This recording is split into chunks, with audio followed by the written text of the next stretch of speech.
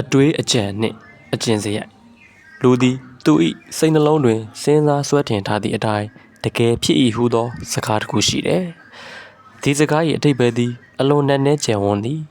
လူတစ်ယောက်၏စိတ်တွင်ဆွဲဆွဲလန်းလန်းဖြစ်နေသောအရာတစ်ခုသည်တစ်ချိန်၌တကယ်လက်တွေ့အကောင်အထည်ပေါ်လာစမြဲဖြစ်သည်ဟုသောသဘောမျှပြောခြင်းမဟုတ်လူတစ်ယောက်၏ဘဝတစ်ခုလုံးသူ့ဘဝ၏သိသာထင်ရှားသောအခြေအနေအလုံးမသိသာမထင်ရှားသောအချင်းရာအလုံးသူ့ဘဝကံကြမ္မာသို့မဟုတ်သူ့ဘဝတစ်လျှောက်ကြုံတွေ့ရမည့်အဖြစ်အပျက်များကောင်းသောဆိုသောလားလာများစသည်တို့အလုံးပင်သူ့စိတ်ကူးသူ့အတွေ့အကြံများ၏ဖန်တီးချက်များဖြစ်သည်ဟုဆိုလိုက်ခြင်းဖြစ်တယ်လူတစ်ယောက်၏ဘဝကိုသူ၏အကျင့်စရိုက်ကပေါ်ဆောင်ဖန်တီးတယ်ထိုအကျင့်စရိုက်ဟူသည်လည်းသူ့အတွေ့အကြံများ၏စူပေါင်းရလဒ်ပင်ဖြစ်တယ်ဥပမာဆိုသောအစိမရှိလျင်အပင်မရှိအစိရှိမှသာအပင်တို့ပေါက်ဖွားတည်ရှိနိုင်တဲ့ကဲ့သို့လူ၏အပြုအမူဟူသည်များသည်လည်းအတွေ့အထိဟူသောဘုံခုန်နေသောမျိုးစေ့များမှပင်ပေါက်ရ၏အတွေ့မျိုးစေ့မရှိဘဲအပြုအမူသို့မဟုတ်လှုပ်ဆောင်ချက်သစ်ပင်မဖြစ်ပေါ်ပေလှုပ်ဆောင်ချက်ဆိုရ၌တေချာခဏစီစဉ်ကြံစ၍လှုပ်သောအလုပ်မျိုးမှသည်ကြိုတင်စဉ်းစားခြင်းမရှိမတော်တဆအမှုမှန်မှန်မဲ့ရုတ်တရက်အလိုလျောက်လှုပ်လိုက်မိသောလုပ်ရည်များအထိအားလုံးအကျုံးဝင်မိတယ်အပြုအမူသည်အတွေ့အကြံမှဖူးပွင့်လာ၍စိတ်ချမ်းသာရွှင်လန်းရခြင်းပူပန်ဆင်းရဲရခြင်းတို့ကထိုအဖူးပွင့်တို့မှဆက်လက်ဖြင့်တို့သည့်အသီးအနှံဖြစ်တယ်လူသည်သူစိုက်ပျိုးသောအပင်မှအသီးအနှံကိုပင်ချိုသည်ဖြစ်စေခါသည်ဖြစ်စေခူးဆွရိတ်သိမ်းမှုပြုရတယ်စိတ်တွင်းရှိအတွေ့အကြံတို့သည်ကျွန်ုပ်တို့အားဖန်ဆင်းတယ်ကျွန်ုပ်တို့၏လက်ရှိအဖြစ်သည်ကျွန်ုပ်တို့၏စိတ်အာရုံ၌တည်ရှိခဲ့သည့်အတွေ့အကြံတို့၏စီမံဖန်တီးမှုများသာဖြစ်တယ်လူတစ်ယောက်၏စိတ်အာရုံ၌မကောင်းဆိုးဝါးအတွေ့အကြံများရှိညာအံထိုသူထံသို့ဆင်းရဲဒုက္ခသည်နွားနောက်ကလိုက်လာသည့်လှည့်ပြပမာမခွာတမ်းလိုက်ပါမဖြစ်တယ်အကယ်၍လူတစ်ယောက်သည်စင်ကြဲသောအတွေ့အကြံအဖြစ်သာတည်ကြည်စွာရှိညာအံချမ်းသာဒုက္ခသည်သူ၏နောက်မှအရေးပမာထက်ကျက်လိုက်လာမယ်ဖြစ်တယ်လူသည်အချင်းဤအကြောင်းမဲ့ဖြစ်ခြင်းတိုင်းဖြစ်သည်မဟုတ်အကြောင်းအကျိုးဆက်ဆက်၍သာအမြဲဖြစ်ရ၏ကြောင်းကျိုးဆက်နွယ်မှုနိယာမတရားသည်မျက်မြင်ဒိဋ္ဌယုံလောက၌သာထင်ရှားမှန်ကန်သည်မဟုတ်ပုံကိုလျက်ရှိသည့်အတွေးကဘာနံကဘာ၌လည်း၎င်းအတိုင်းမလွယ်မသွေဖြစ်ပေါ်ရတယ်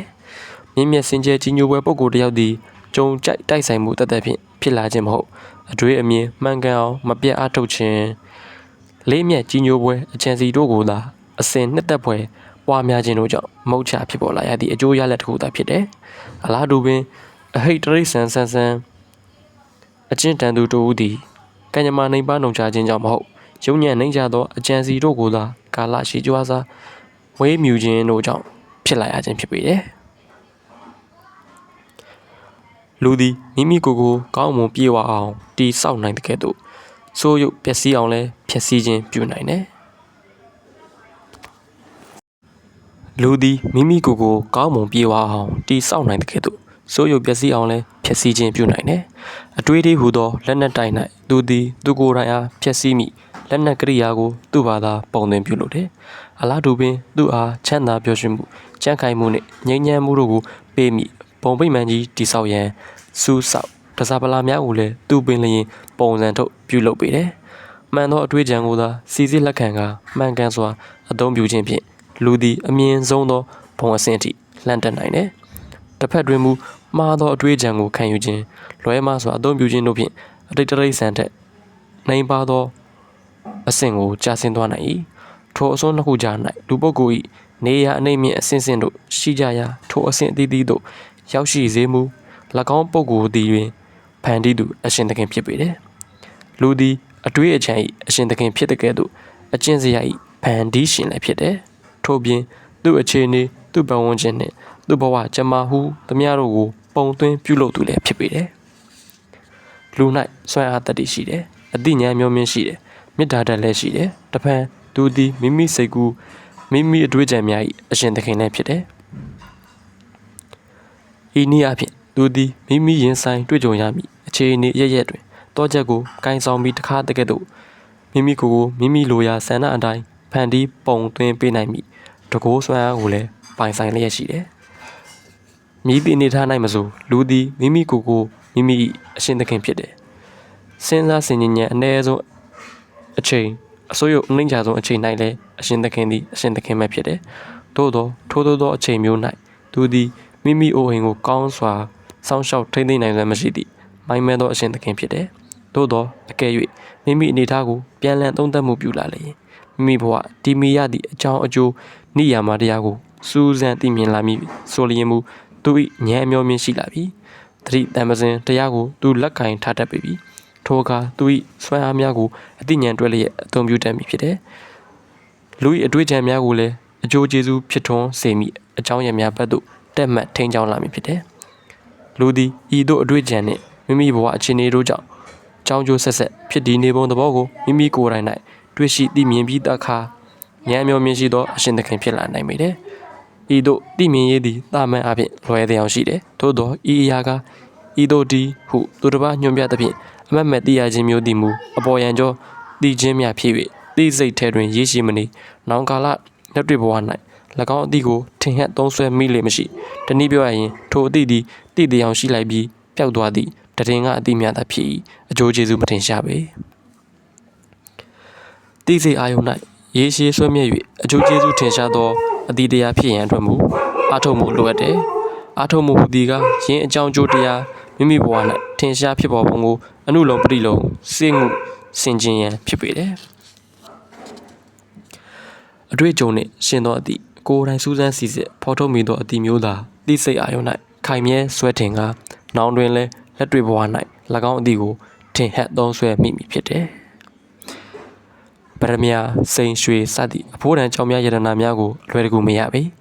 ဇွဲနှပဲကြီးစွာစူးစမ်းရှာဖွေခြင်းတူးစွာဖော်ထုတ်ခြင်းတို့ဖြင့်သာရတဲ့ကဲ့သို့မိမိကိုယ်နှင့်ဆက်လျင်းသည့်အစစ်အမှန်တရားများကိုလည်းလူသည်မိမိနံဝိညာဉ်အားအနက်ဆိုင်တူးစွာဖော်ထုတ်ခြင်းဖြင့်သာတွေ့ရှိသိမြင်နိုင်တယ်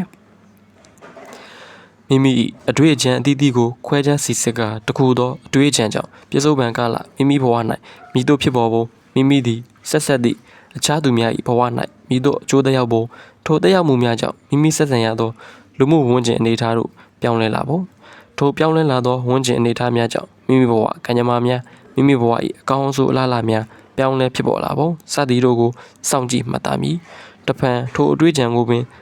အတိုင်းအတာတစ်ခုထိပြုပြင်ပြောင်းလဲကြည့်ခြင်းဖြင့်ပြစ္ဆုတ်ပံကာလမိမိဘဝမိမိနှင့်ဆက်ဆက်သူတို့၏ဘဝမိမိဘဝဝန်ကျင်မိမိအလားအလာမိမိကံကြမ္မာစသည်တို့၌စင်ကဲပြောင်းလဲဖြစ်ပေါ်ပုံတို့ကိုစောင့်ကြည့်မှတ်သားမည်ရင်းစောင့်ကြည့်တွေ့ရှိချက်များအပေါ်စိစက်သေးချစွာနှိုင်းယှဉ်သုံးသပ်မှုများပြုမိဆိုပါကမိမိသာလျှင်မိမိအကျင့်စရိုက်ကိုဖန်တီးသူမိမိသာလျှင်မိမိဘဝကိုပုံသွင်းသူမိမိသာလျှင်မိမိဘဝကံကြမ္မာကိုအဆုံးဖြတ်ပြုနေသူဖြစ်ကြောင်းပြည်ပြင်းထင်လင်းစွာသိမြင်လာပေမည်ရှာတော်သူသည်တွေ့တကားခေါက်သူအတွက်တကားသည်ပွင့်၏ဟူသောစကားသည်ဤနေရာ၌အပြည့်အဝမှန်ကန်သည်အကြောင်းမူထက်တန်ပြင်းပြခြင်းစိတ်ရှိဇွဲရှိခြင်းမပြတ်ကြိုးကုပ်ခြင်းတို့ကြောင့်ပညာဘုံဝိမာန်တကားကိုဖွင့်လှစ်ဝင်ရောက်နိုင်သောကြောင့်ဖြစ်တယ်ပညာသည်တကိုးဖြစ်တကိုးစွမ်းအားပေါင်းတို့အနက်တစ္ဆာတရားကိုမြင်သည့်ပညာရှင်တကိုးစွမ်းအားသည်ကအကြီးမားဆုံးဖြစ်တယ်လူတစ်ယောက်၏အတွေးကိုသူဘာတွေတွေးနေပါသည်ပြောသဖြင့်မသိရသူ့လှုပ်ဆောင်ချက်များအပြင်သာသိရ၏